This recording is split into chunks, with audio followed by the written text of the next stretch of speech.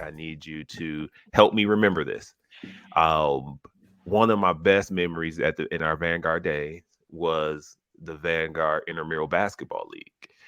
LL, I don't think you took part in the Intramural Basketball League Mm-mm. for whatever reason, but I was knee deep, and Michelle volunteered her time to be our scorekeeper and like run the clock and keep score as we play as these all these former ex That's athletes and people right. getting hurt every day played in this league. Do you remember this, Michelle? What comes to mind when I bring that up? Because that was an intense couple years. It was. I think what comes to mind was everybody trying to dunk. And I was like, y'all are too old to be running and like and getting hung at the rim. All right. Now Joe Drew didn't get hung at the rim, No, let's be clear. Okay. But there were some other folks that that is I was like, hilarious. oh my goodness. Those were the days. I was like, I do remember those days, and it would get a little intense too. Oh yeah, We had some yeah. intense So, moments against there were some rivalries. I was So like, oh, imagine getting into an argument on the basketball court with somebody that you got to go sit next to the next day and take call with.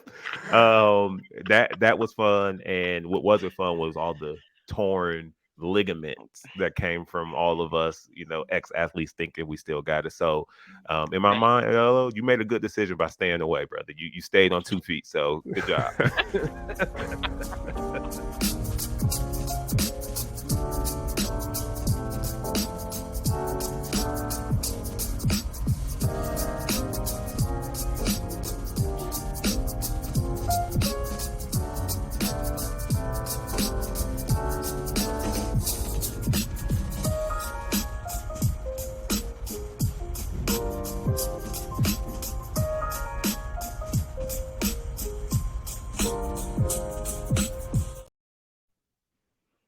Good morning, good afternoon, good evening, wherever you may be. If you can hear the sound of my voice, we want to thank you for joining us here on the Appreciate the Journey podcast. I'm one of your hosts. My name is Joe Drew, but I don't come alone. I'm here with my partner in time, my brother from another mother and father. It's the man, LL. Say what's up to the people, LL. What's happening, everyone? Man, it's absolutely always a pleasure to be here with you, LL. And here we are, our first interview that we're putting out here into the atmosphere, and I'm really excited. I'm really excited. I bet you wish you didn't smack the table that I hard, I knowing that you I, I have a do. microphone. Yeah. Yeah, it's okay. It's okay. It's It reality was supposed to be. It podcasting, was supposed to man. be a drum roll, but stuff happens. I mean, just because you have a guitar doesn't make you a true artist here, man. Just because you got two guitars back there. But no, let's jump in because we are super excited about the opportunity to interview this guest. When we were planning and thinking about who could be the first guest, we wanted someone who we both have a strong affinity to, and we were looking through our LinkedIn mutual connection. And this name, it was like shining, like a angel or something. Like I'm your person, and they were Yep. gracious enough to accept, man. So this particular individual who's coming on is someone who we've known since we've known each other. So we've Yeah. documented how we've been on this journey together for like almost 17 years. Well, this person was in the journey with us and a variety of touch points. So we're going to bring her on. She is a leader in the service group for LPL Financial, but much more than that particular title and her impact and the things that she do. So without further ado, I want to introduce everyone to Miss Michelle Maxey. Hey, Michelle, how you doing? Good morning, Good Michelle. morning, good afternoon, good evening. I'm doing good. Thanks for the introduction. That was amazing. Oh, I So love how great to have you. you see how she jumped in with the good morning guy. Eh, All right, LL, you better watch it. Yeah, well, I'm thinking about how do we get a different host around here. So you just better Appreciate that. Yeah. stay on your game, man. No, welcome, Michelle. We really appreciate you joining us. Before we get started with the show flow, one thing we like to do is kind of give the what we call the LinkedIn resume. So if you don't mind, just kind of talk us through, briefly, give us the cliff notes of your career journey. What how have you navigated and where you get to that point to where you are today? Well, that is such a great question, first of all, because I think when you think back on where you came from, it takes a minute for you to kind of settle into like, wow, I can't even believe myself what happened back in the day and how it led me to, who I am and what I'm doing today. But, in this short cliff note version, I came out of college with a radio and television degree, thinking I was going to go into television broadcasting. I thought that was the thing I was going to do. I'm from Lincoln, Nebraska. I thought I'm going to go home. I'm going to get on the TV. I'm going to do this and that and this and that. So, longer story short, I did go into television production for a little while, behind the scenes more so. And because I was a track athlete in college, I got into some coaching opportunities while I was at home in Lincoln, Nebraska, at the University of Nebraska. Even though I went to Kansas State University, shout out Wildcats. Um, Wildcats. I did some, I was training, I was doing some things, and a coach at the University of Nebraska was like, "Hey, maybe this is a path for you in coaching." And so I pursued that as a career choice and got my first coaching job at Illinois State University with Coach John Coughlin. So I coached men and women track and field on the sprints and really made a lot of mistakes during that time there. The mistakes, as most leaders do, when you don't know quite what to do and how to lead. um you just do the things that you think are right. Thankfully, I had a knack for coaching and the ability to help people to get better in that particular genre. But that coaching job led to a head coaching job at the University of Toledo, which I was very fortunate and happy to get, and coaching a lot of events and bringing on other coaches who are still coaching to this day in Division One track and field. And then it became a little bit more overwhelming as a single parent of two boys at the time.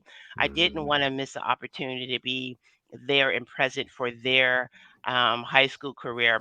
My oldest son Grant was in high school, and my youngest son was getting ready to go to junior high, and there's a lot going on. So I changed career paths once again and moved to Charlotte, North Carolina, where I got my first financial job. So I started on the phones at Vanguard, taking yeah. 80, 90 calls a day, and really speaking the language, getting licensed, and started a new journey with the same intent, which was always to lead people, to coach Yeah. people, to make people better. And from there, I met you two. Um, Joe, you gave me some coaching advice about saying good morning instead of morning, Yeah. right?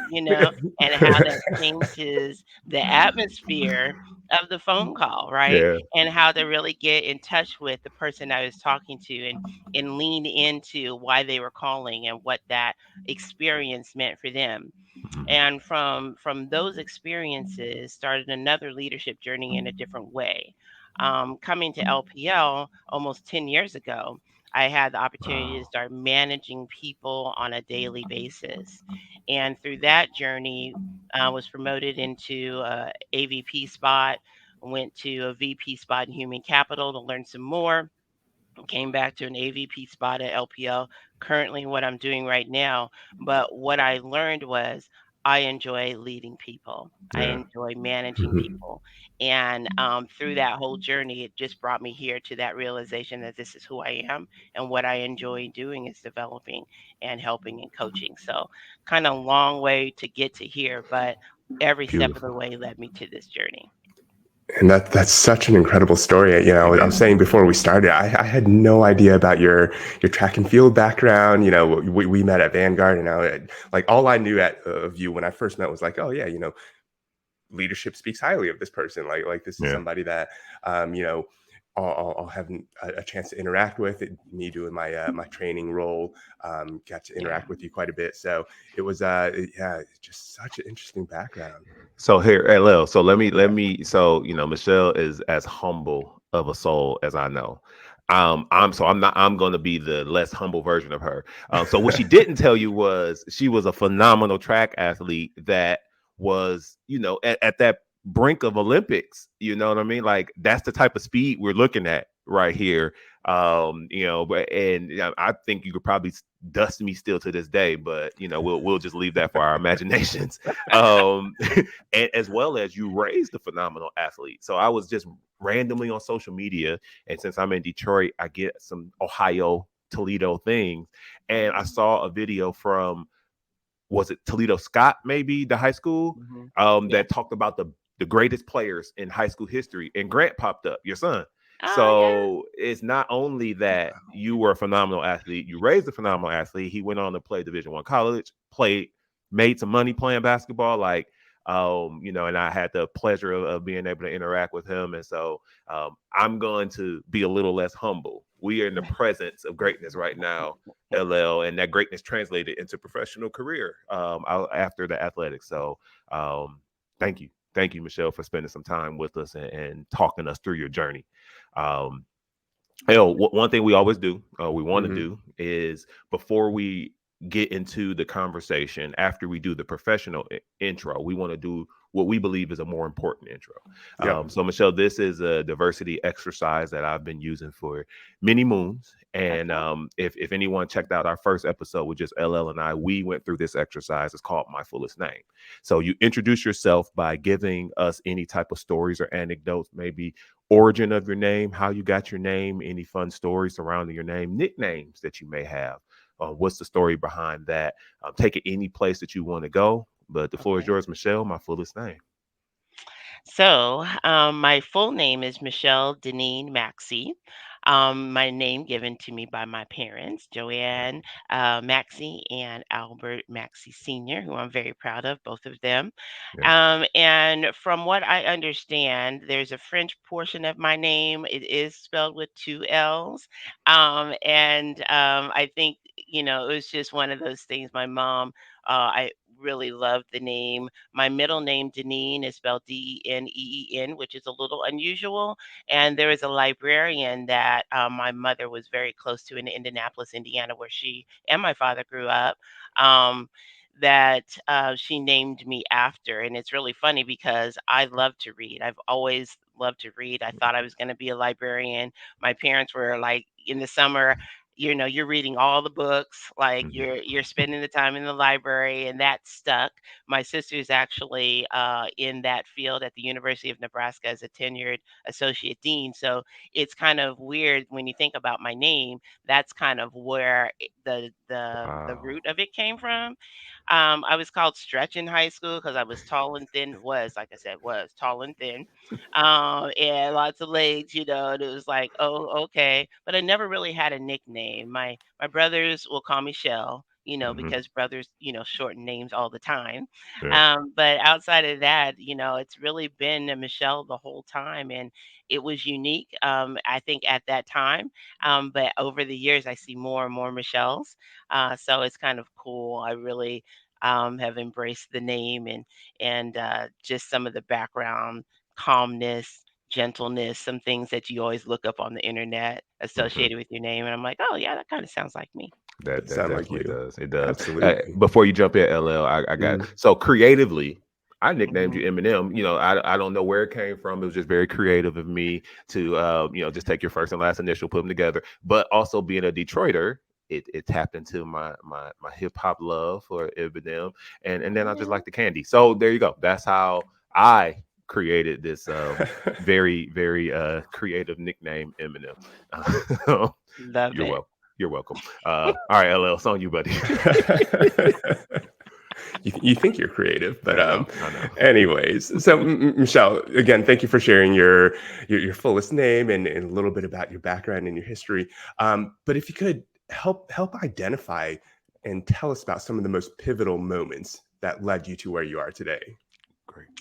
Man, I think the most pivotal moment for me came in college. I had a coach.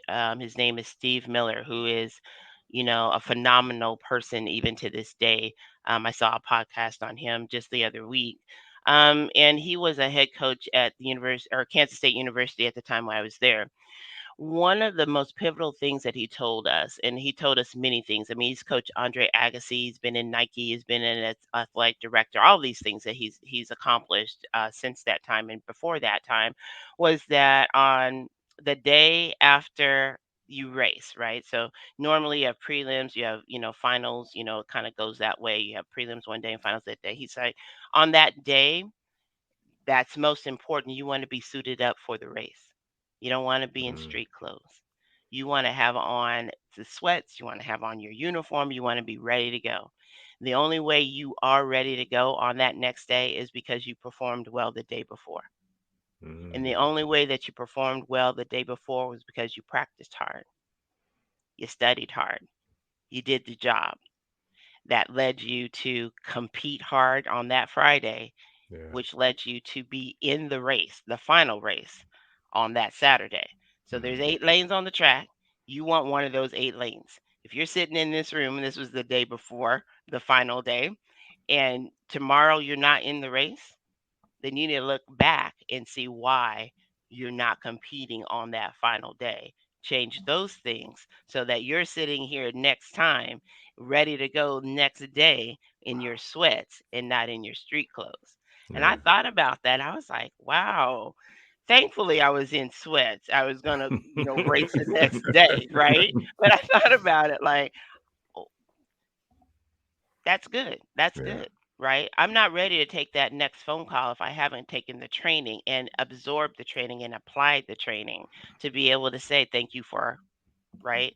And Yeah. to be able to, do a job that I've destined to do or chosen to do or been chosen to do, if I haven't done the work to prepare for it. So I think that was a really life changing moment for me, as an athlete and as a person. Wow. No, Yeah. that is an awesome story. Shouts out to Coach there. And one when you were talking through kind of your LinkedIn resume, so to speak, you said something that really caught my attention. I'm just curious, where do you rank this moment? Because I have a very similar experience. You said that you went to a VP role and then came, quote unquote, I guess in the sense of an org chart, back Mhm. to a AVP role. I personally have taken more than one proactive, quote unquote, demotions to put myself in better situations. So I'm just curious, where was your mindset, and how do you look at that type of situation as far as moments in your career? Significant. It was Mhm. huge. Kind of being further along in life, let's Yeah, say. a little more seasoned, a little more A little seasoned. more seasoned. Yeah, Thank you. You yeah, guys are so yeah. generous. A little more seasoned in my career pathing. Um, about 6 months ago, I had a choice to make, and it was really significant because this is what happened. I chose me Mm, this time. A yeah. lot of times in our careers, people choose us Mhm, because we are good at our jobs. We show up. We don't only show up, we show up with something. People like that are normally picked out or chosen or said, here's something for you to do. Like, we think you could do this. We think you could do that. This time I sat back and I was like, what do I want to do? What brings joy to my life? mm, Right? Where do I want to spend my time? How do I want to encourage others? How do I want to invest in my future and the future of other people? It's really not about me, right? And I decided, like, this is what I like to do. I want to manage people. I want to develop people. I love top talent. I think top talent is amazing. Top talent mhm. doesn't need my help in my situation, Yeah, right? The people right. who need my help or my assistance or my support, let's say, my sponsorship, which is a buzzword now, Mhm. are the individuals who are going through their first steps of their journey, Wow. who are stumbling along the way, not sure if this is the right path for them. And that I made a choice.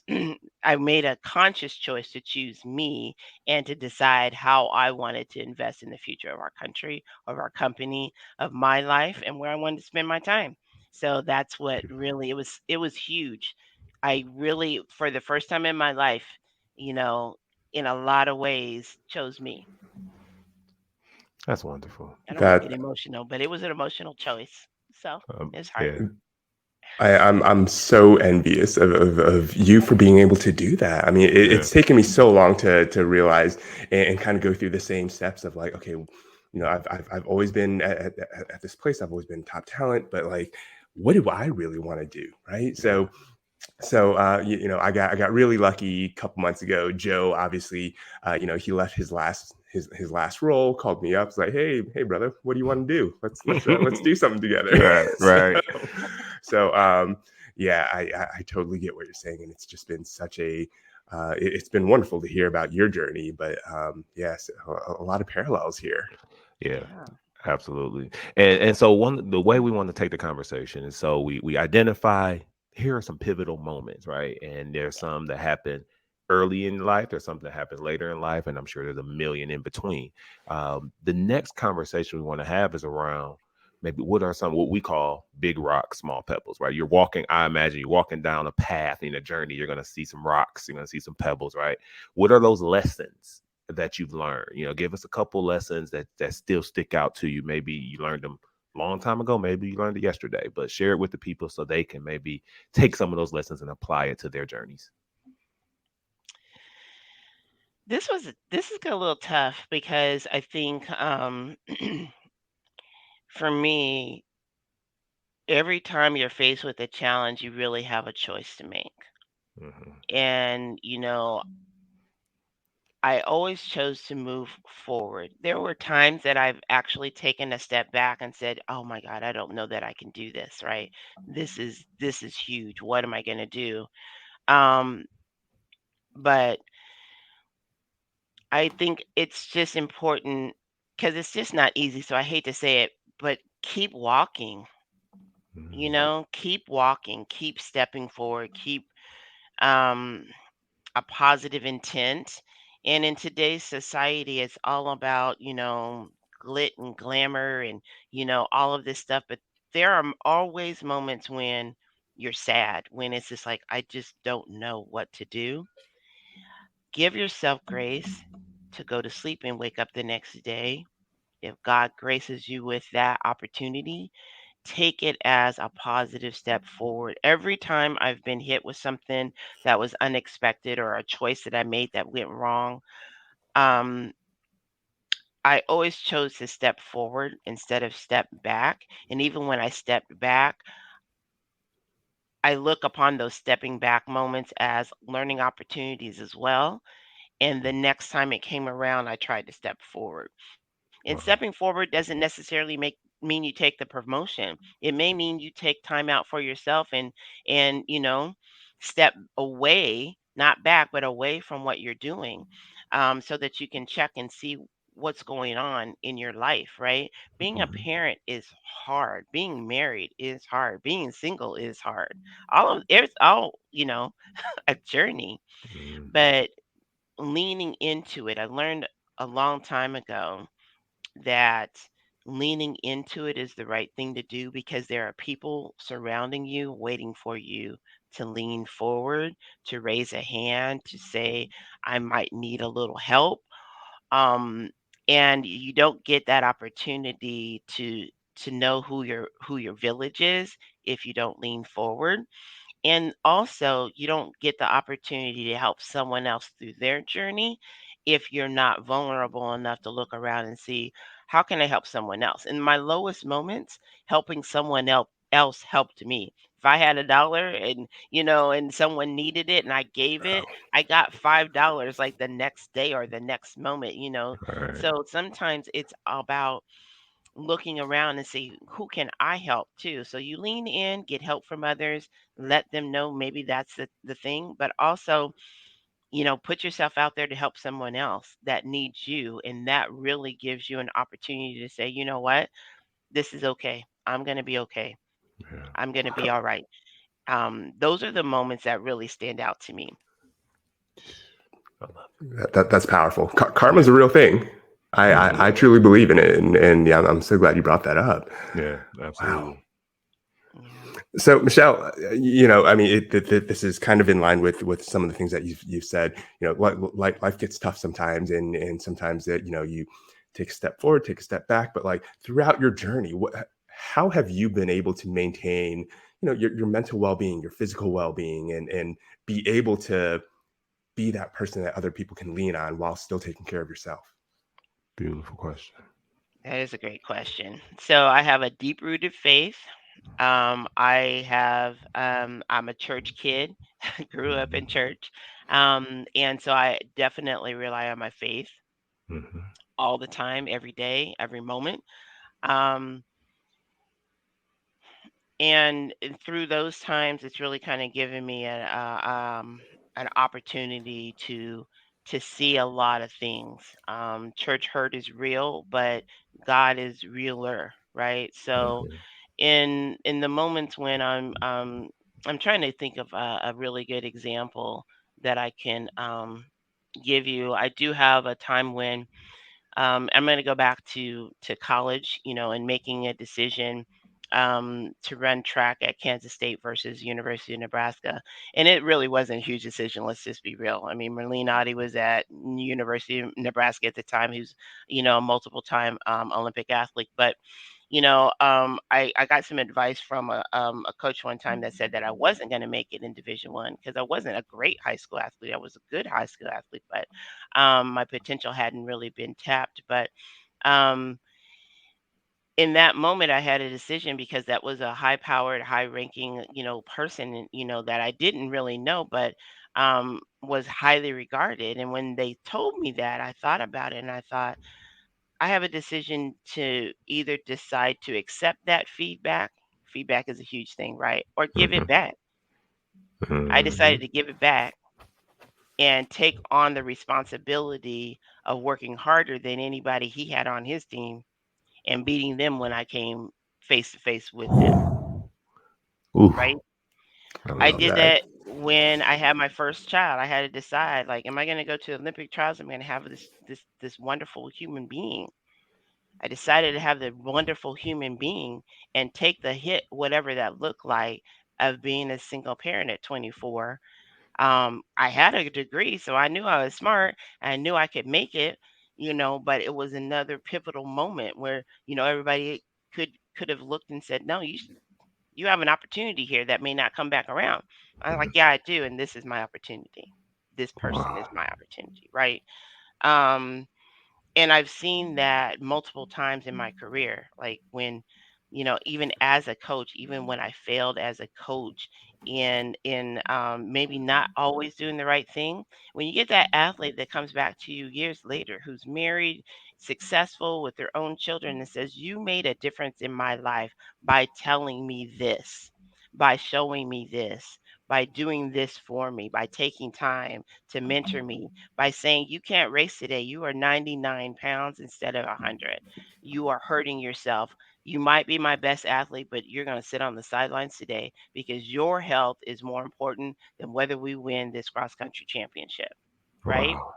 Wow. Those are the moments that stand out. When you take somebody off the phone who's emotionally distraught because they just had a call from somebody who doesn't know them but blamed them for everything that was going on, they need a moment.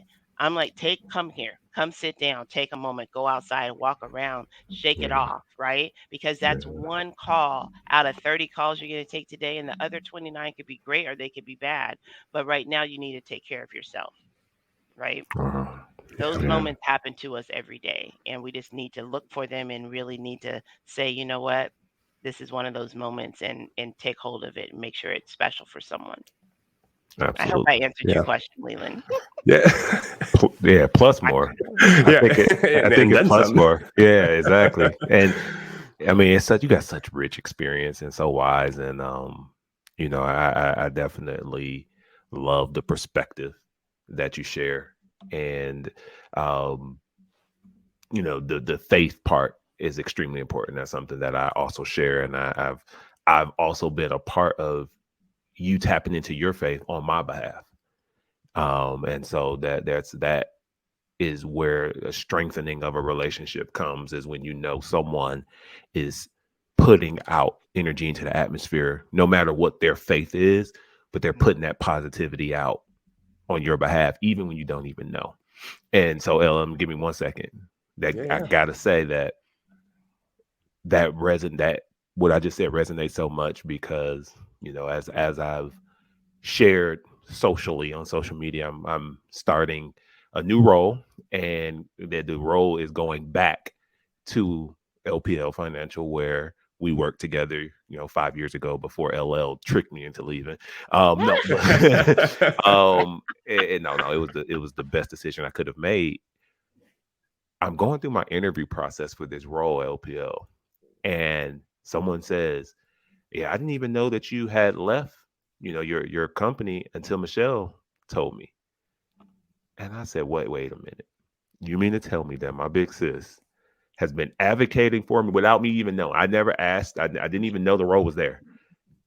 I got initiated a conversation, eventually go through a full interview process and get a role because you were thinking about me when I didn't even know." And that is an ultimate testament to the person you are, and just the strengthening of relationships where a person will advocate for you when you're not in the room. So we already always have nothing but love for you, but our family will be continue to be forever grateful for you continue to support us, even when we don't even know to ask. So um, I really, really appreciate you for that. I really do. My pleasure.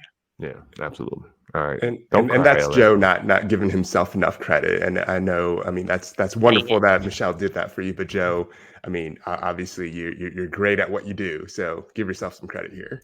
Oh yeah. I mean, this is for the pod, man. In my mind, I'm like, well, you gotta call Joe Drew, but no. No, but thank you, LL. You're right. You're absolutely right. But sometimes, no matter how good you are, you still need someone to advocate for you and to be an ally, and that's something I appreciate. So, all right, enough of the squishy. I'm about to cry in the car. So, Michelle, we like to do this. We like to do this thought where you go back in history, right? You jump into a Okay. time machine, you go back, you see your younger self. Whether you're preparing for potential Olympic trials or making the decision to start your family or however it is. Hmm. What advice do you give the younger Eminem as this full journey is ahead of her? That particular advice hopefully can translate to maybe some of our younger listeners or parents who, are preparing their pre adult or adult children for this world. Um, it's kind of fresh in mind because being a mother of adult children now, which is very Mhm. different than parenting younger children, it's a different Right. road. I told my son this just recently, and he's in his early 30s now, and had a career and did some things. And I told my other son, who just turned 28, I can't believe Julian is 28. I was like, "Are you 27?" He's Wow. like, "No, mom, I'm 28." I'm like, "Oh my God, I'm a 28." But every day is a new beginning. There is no stopping point. There's no I missed my opportunity here, right? Mm, There are plenty of people who started careers at 40 or 50 or 60, and new careers at that. Um, so it's don't get stuck in what you haven't done. I would tell myself that, as a young person, if I could go back and say anything to myself, it would be that, like, don't wow. get stuck or think that this is the only moment that you'll have an opportunity to do something great. You're going to have many moments to do things great, and it never stops, right? I would tell myself that, to go ahead and read that book, to go ahead and take that vacation, to go ahead and treat yourself differently. As women and as a Black woman, I feel like we're, supposed to be super women, right? Hmm. And you grow up that way. You see your mom do it. You see your dad. My dad is a phenomenal man. He's high school all American. He's best in state in Indianapolis. He played ball with the Oscar Robinson.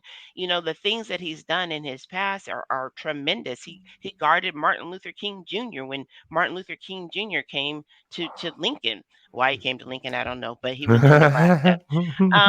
But now he's an artist. His art is beautiful, just like the art you see behind you, Raven's art. He's doing another passion in his 80s, right? And Wow. selling these beautiful pictures at 84 years old in his career. And he has, all this other stuff he's done. But Right. now in his 80s, he's doing something that he's always loved to do and getting noticed for it. So I would tell my younger self, and I told my kids, like, it's never too late to start again. It's never too Wow. late to put your foot out there. But I would also tell my young people, my younger self, to enjoy the moments and Yeah. not to miss them, because they're all beautiful and they're all going to help shape who you're going to become. And be kind to yourself. Give yourself grace. You give other people grace, give yourself grace. I wasn't that person. I never really gave myself grace, but I gave it to others. Now, well, I'm not going to tell you how old I am, but now in this senior part of my life, I'm learning to give myself grace. That's So I beautiful. would definitely give that advice to myself and to others as they go through their journey. Be nice to yourself. Beautiful. Such great advice. So, Yeah. something I feel like we all need to learn how to do. So Yeah. thank you for saying that. Absolutely. Michelle, as we get towards the end of this awesome conversation, I just have another quick one here for you. If you could, think of any funny water cooler stories, happy hour conversation type things. Obviously, don't share names. Let's protect the innocent here. But any funny stories professional funny stories that you would like to share? I actually do have one that comes to mind, um, and it's an LPL story, so I will kind of keep the names hidden. Um, but there was a time when, and we have a huge event that is usually outside of my current space in Charlotte. It's usually like Boston, San Diego, something like that. So anyway, I wanted to go to this event, and they had a contest where they asked you questions. You had to kind of go in, you had to fill out a form, give a story, kind of like what you're talking about, Leland, and tell why you wanted to do participate in this event. So I was like, you know what, I'm going to do this. I don't know why, but it just felt like, this is a way for me to get to go to this event. So I filled out the information. I sent it in, and didn't think anything else about it, really, honestly. And I was in the cafeteria, and there was a person in there who had just given. I was just in a training with them, and I saw her. She was phenomenal. She did a great job, and I was like, "Wow, I'd like to meet her." And that same day, or shortly thereafter, she was in the cafeteria with me. And you know how they say always have an elevator speech, when you want to meet something, that person was a VP and everything. And I thought, I'm not, but I want to be at some point. And so I went up to her and I was like, "Hi, you don't know me, but my name is such and such, and you were in this training and you're wonderful. I just love you." I just kind of went in, and they're like, "Oh my God, who is this person?" And so when I gave myself a chance to pause, just so that I didn't really scare her, she was like, "I know you." And I was like, "What?" Uh-oh. And yeah, that's what I said. I was like, "Oh shoot, what did I do? Like what how in the world?" Seriously, we had never met. And she was like, "No, I know you." And I was like, I don't think we've ever met. Like, I think she's thinking that I'm someone else, Mhm. right? She was like, "No, I know exactly who you are and you're phenomenal." And I Wow. was like, I literally looked around and I literally was like, "I am so sorry. You know, I am not that person. I have never met you." And then she walked away. And I was like looking around like, what just happened? Like, seriously. So I go back to my desk and we have cubes. I go back to my desk. I don't think I'm thinking about it, but I'm not thinking about it because I'm like, she doesn't know me. So I don't know what that was. A couple of days later, I get this email, and the email says that I won that contest. And the email is from her, who I didn't even know was a part of the thing, and Wow. I got an opportunity to go to the event. And so what she was talking about was something that I had written a month or so ago for a contest that she was actually a part of.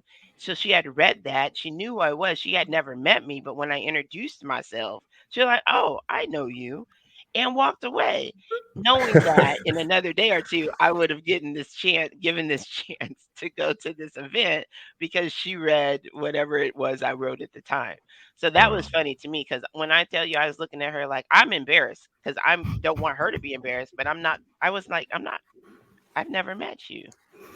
Dang. And so that's the story I would relate. And you That's just never hilarious. know. That is Right? hilarious. You You're just probably never like, know. wrong sister. You think I'm somebody else, and that's not who I am. And but Seriously. but here it is, Michelle. I remember Yeah. that I was still working with you at the time. It was in Boston because I was at that event, and you were a celebrity there because it wasn't like you just got to come. Like you were front and center for this contest, so it wasn't like you win and you get to chill at this event. Like you was No, working. they I was had you, working. they had your butt working. I remember that They tricked vividly, and me. I thought it was awesome when I saw that email. I'm like, there go big sis. I'm no surprise there. That's Um, that's so great. She it went is.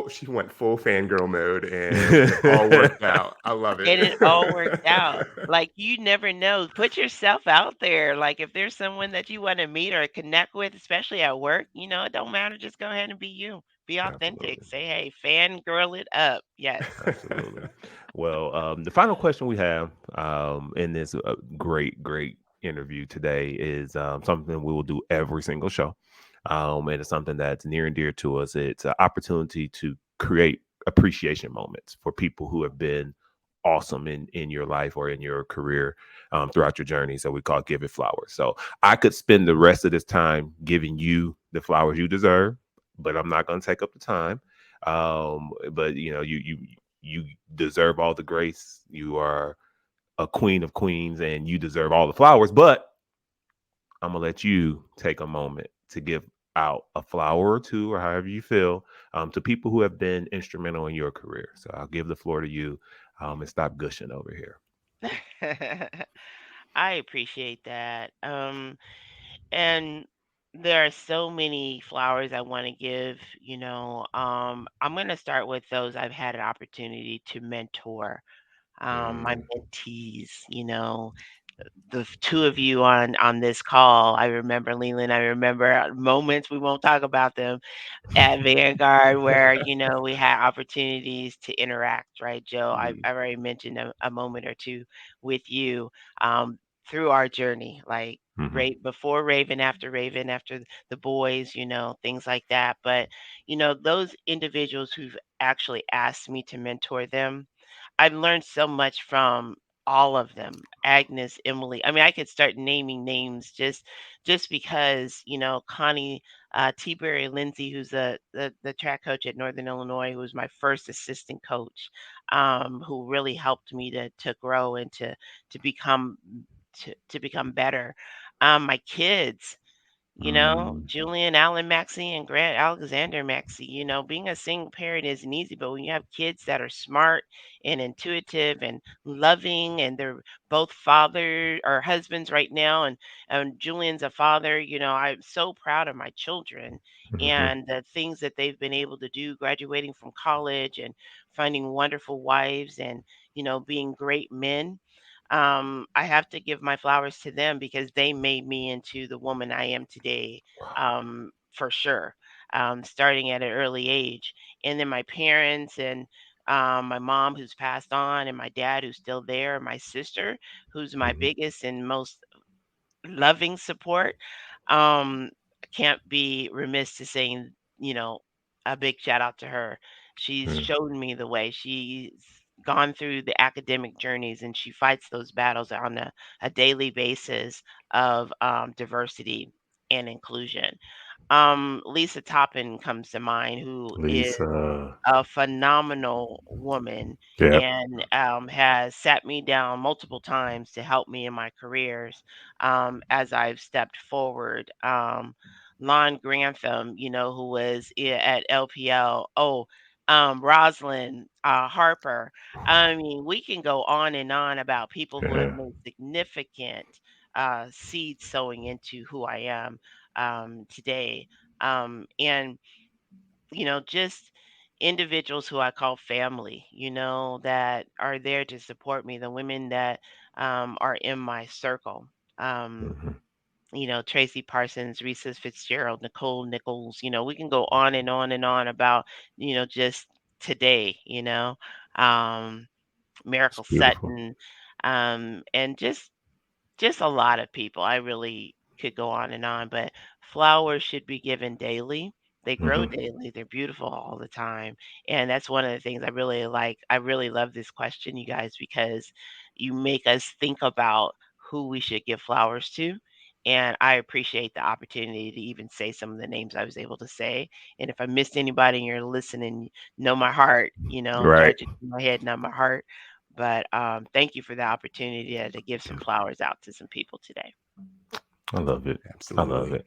I got to double down on a couple of those people too. Roz, you mentioned Roz. Oh, I love Yes. that. I love that lady. We got to get you on, Roz, to Yeah. talk. And Nicole, Nicole just hired me back, so Yeah. you get an extra bouquet from me, Nicole. Thank you for bringing the kid back into the fold. But no, thank you, Michelle. That was beautiful. That was beautiful. And shouts out to Grant and Julian and everybody else who you've given some flowers to and showed love to. So, LL, Yes, sir. before we close out, we want to make sure, and that this is something that I should be accountable to doing before and after the interview.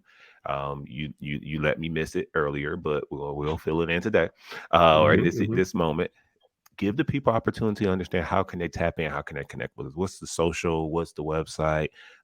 Give us a little bit about the other side of ATJ besides the podcast.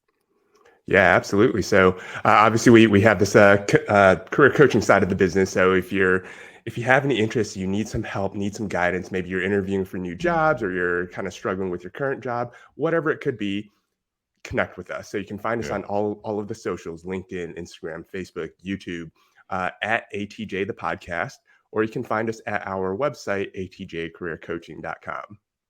beautiful. Um, Thank you, sir, and Michelle. As we close out, again, we show nothing but appreciation for you being our first interview of many, and we look forward to continuing to be a part of your journey. Me personally, I look forward to seeing you in person sometime soon. Hopefully, it's much sooner than later. And here we are, as this is being posted during Women's History Month.